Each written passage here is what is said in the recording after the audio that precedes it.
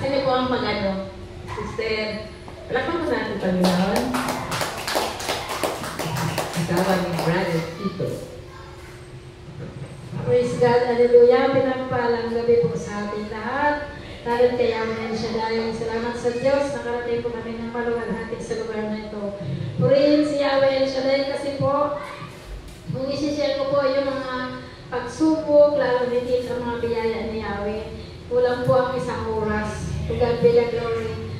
Since po noong 2010 na ma-assign, bili ang brother husband ko na training seminar dito sa Ampel, sa mga preachers ng Batstone from the provinces. Isa po siya sa napili sa lugar ng Camarines. So dahil nga po kami mag-asawa ay dalawa, tapos yung mga preachers pa po na kasama niya, bali po dito sila ay 6 plus ako yung pangkito. Alam niyo po nung matawag yung pangalan ng asawa ko doon sa opisina ng Naga, ano po ako sa deep inside me, nagkalala ako kasi wala kami matirahan dito. Ang kapatid ko sa Cavite, ang isang kapatid na doon sa Bulacan, so napakalayo. Alam niyo, habang nagninilay ako doon sa terrace ng opisina ng Naga, lumapit po sa akin yung isa sa mga working committee sa Camarines Sur. At dinapitan niya ako, sister, may bahay ako na malapit sa Ambel, sa La Huerta. Sabi niya gano'n, luma nga lang yung bahay, pero pagtsagaan niya na. Sabi niya, per head, 1,000 ang lupa. Ang tubig, ilaw, kami na magbabayan. Yung bahay lang yun. Iniisip ko nung, excuse me, nung sinabihan niya ako ng gano'n, iniisip ko, dalawang libo kami, mag-isang buwan. Pero yung time na yun, dahil ako ng Hong Kong, sa bayaran siya na po kasi isa akong OFW, pabalik-balik sa abroad. Pero hindi lang Hong Kong yung narating ko na bansa. Salamat sa Diyos kasi i-prinabay niya yung daanan dito. Pagdating po namin dito, siyempre, training, wala pa silang mga hayop. So, yung mayari ng bahay, i-prinabay niya yung ibang pagkain. Tapos, siyempre, kami share na rin nila. Alam niyo po, habang nag-seminar sila sa Amorsolo, nag-seminar sa Ampel, pag-Martes sa Ampel, pag-Lunes sa Amorsolo. Alam niyo po, one time noon, naalala ko, tanghali, 11 o'clock ng tanghali sa DWXI. Di ba po may prayer and counseling dyan? So maraming ang kaluluwa niya yung Brother Dante Arminta. Siya po yung time na yun, nananalangin sa radyo na may isang brother na tumawag. Sabi niya, maghingi po ako ng prayer na isang matatag, malaking kita at matatag na trabaho. Basta diningay niya. Deep inside me po, yung radyo, yung kaliwa ko nasa radyo, yung kanan ko nasa taas. Sumabay ako sa prayer. Alam niyo po, hindi nagtagal. Sabi ni Brother Mike, miracles are forever. Pag naniwala kayo, pagtalog sa'yo ng Diyos by faith. Faith action is dead. Lagi ko sinasabi ni Brother Mike. At saka lagi yung sinasabi, huwag ka magsabi wala, lagi may darating. Alam niyo po, nangyari yan sa buhay ko. Hindi po nagtagal, naging ang Diyos, may ginamit siyang instrumento. Para po ko magkaroon ng biyaya ng trabaho kasi ang hirap po dito sa Maynila, manirahan na walang trabaho. So, totoo lang po. Diba, kayo po naranasan nyo yan. Napakahirap po. So, biyaya ni Yahweh siya dahil po, kaya nandito kami ng Christina mag-asawa sa Manila.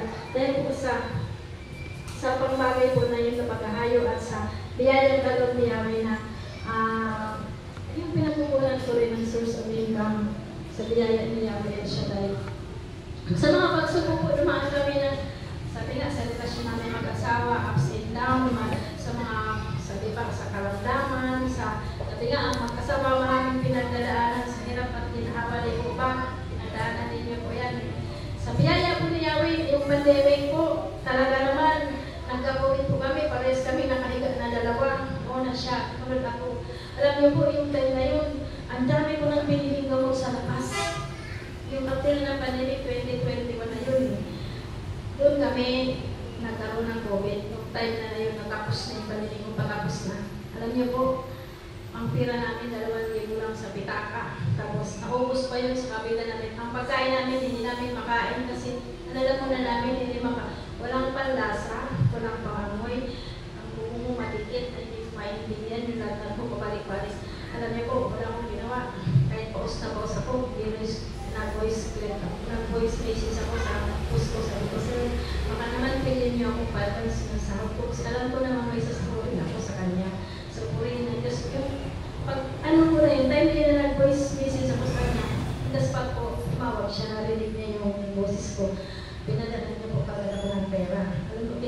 sa pagkuha namin kasi ito sa doktor na yung lamesa. Sabi niya, hindi ba lang nakakamatay ang COVID? Sabi niya naman po. Kasi kami dalawa talaga po mag-asawa namin ng COVID. Araw po na yun, yung pag-check up namin, yung libo agad na po sa gamot at sa check up lang po. Salamat sa Diyos kasi doon po ginamit na instrumento ng doktor kasi yung doktor po pala na yun is born again po siya.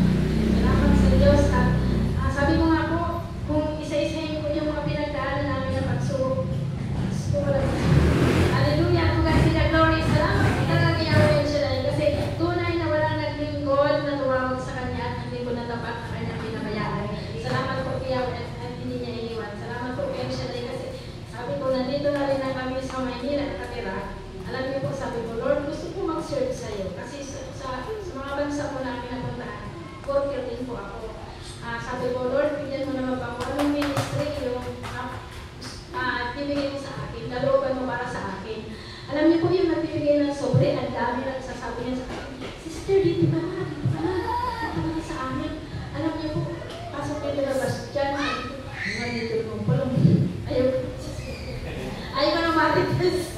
Alam niyo po, Lord, sabi niyo po sa akin, manalangin ka kung saan ka ni Lord, dahil ng ministry. Alam niyo po, na kayong paapos sa liturgical asheret.